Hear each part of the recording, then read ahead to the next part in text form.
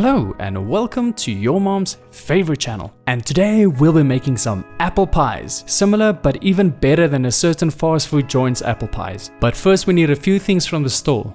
So I did a little bit of research and apparently they use two kinds of pastry, puff pastry and short crust pastry, depending on where you buy it in the world. And we obviously need some apples, so I got them apples. At the end of the video we'll have a quick price comparison between the store-bought apple pie and the homemade apple pies, just to see if going through all this extra effort is actually worth it. So let's make these pies.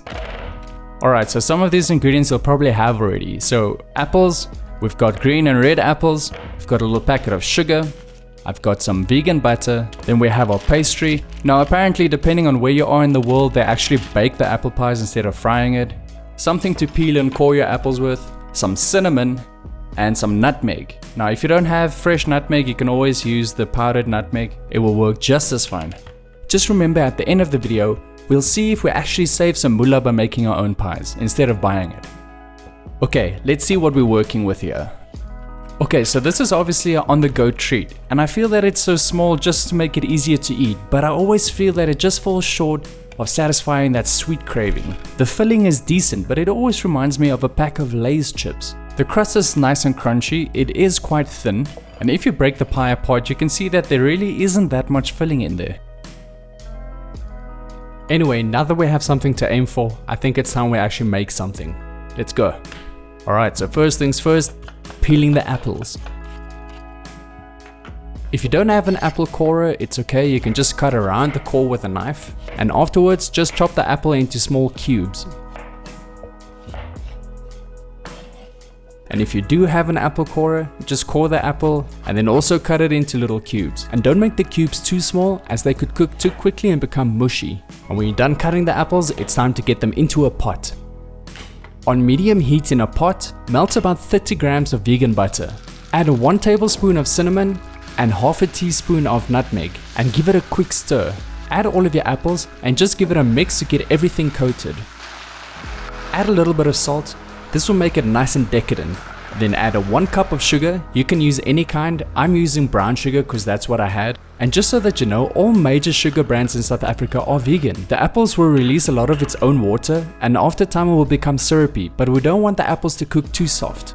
And if the mixture is still a little bit too runny, you can thicken it up with a cornstarch slurry. 1 tablespoon of cornstarch to 2 tablespoons of water. And we'll make an ice bath to cool the mixture down before we put it into the pastry. So I'll be cooling down half of this and using the other half for something else. And you'll see it thicken up more as it cools down. I had a bunch of frozen blueberries in the freezer, so I added this to the other half of the mix. And as they started softening up, I smashed some of them just to release more of their color. And then I also added about a tablespoon of lemon juice to this, and also ran it through the ice bath to cool it down. And now that our fillings are ready, it's time to prep the pastry. Alright, before we start cutting into these, let's first have a look at this one's shape. It's obviously made with a mold because it's mass produced, but we'll make it into a similar shape where the edges are also crimped like this. Alright, first, wait till your pastry has thawed thoroughly and then you roll it out. So the pastry might be a little bit too thick as it is, so I'm just coating with a little bit of flour to prevent sticking, and with the rolling pin I'll flatten it out more, giving us more surface area, and more surface area equals more 3.141, 592 and so on, which then equals more happy times. Cut the pastry into rectangles roughly around 16 by 19 centimeters, and I'm dusting with a little more flour just so that they don't stick together while I'm prepping the rest of the pastry. And then once you've cut all of the pastry, it's time to add the filling. Keep a little container with some water around just to help the edges stick together, and then start spooning the filling into the center of the pastry. I cut roughly 3 tablespoons into each of the pies, add some water to the edges, fold it over, press down firmly on the sides to give it a good seal, and then fold the edges over itself, and then just crimp it with a fork. That will help secure the seal. And that's it, your first pie is ready to be fried. Now just repeat the process with the rest of the pastry and alternate between the 2 flavors. And then once you finish stuffing them all, we can start getting them ready to be fried. Alright, so as you can see I made little indicators just to show me which of the pies are made with a short crust pastry and which of them contain the berry filling, and I also had to patch some up here and there. Okay, but let's get these into the oil so we can start stuffing our faces. Let's go. In a pot, get your oil between 180 and 200 degrees Celsius. Carefully place the pie into the oil, trying not to splash yourself with oil. Flip them every minute or so and cook them until they become crispy and golden brown. And when you take them out, place them on some paper towels to drain the excess oil. And here's a short message from Nori.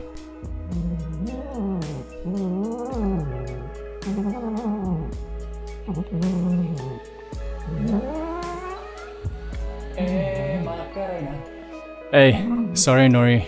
Anyway, our pies are done and they are looking pretty good, and I'd say they are roughly about 50% bigger. They are nice and crispy, so I'll be topping these with some whipped cream. All I whip is vegan. Just throw it into a blender or whisk it up until it's firm, put it onto the pie, put the pie in your mouth. Happy days. Let's eat.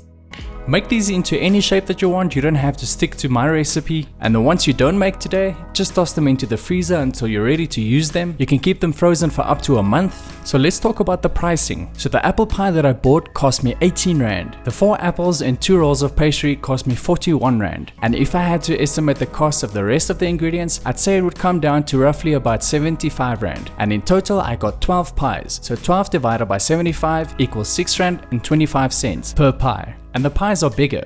So if you like this video, don't forget. I'm not done. Alright, so these have been in the freezer for a few days, and when you're ready to cook them, just take them out and then just put them into the oil and cook them. You don't have to wait for these to thaw because the inside is already cooked. And halfway through I ran out of gas, so I had to move over to the electric stove. And it's the exact same process as when you cooked them before, and they'll taste just as great as the first time you cooked them. And for some reason I actually prefer the texture of cooking these from frozen compared to cooking them when they are fresh. So in the future I'll freeze them first. Anyway, if you like this video, don't forget to I'm not done.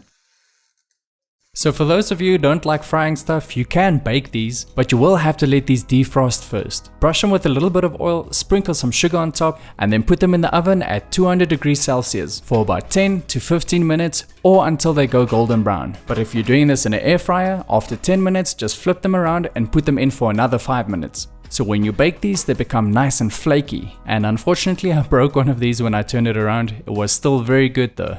Anyway, if you like these recipes, don't forget to subscribe, like this video, and leave a comment if you have any suggestions or questions. And if you ever end up making one of my recipes, I would love to see it. Please tag me on Facebook or on Instagram. And as always, I'll see you in the next one. Peace.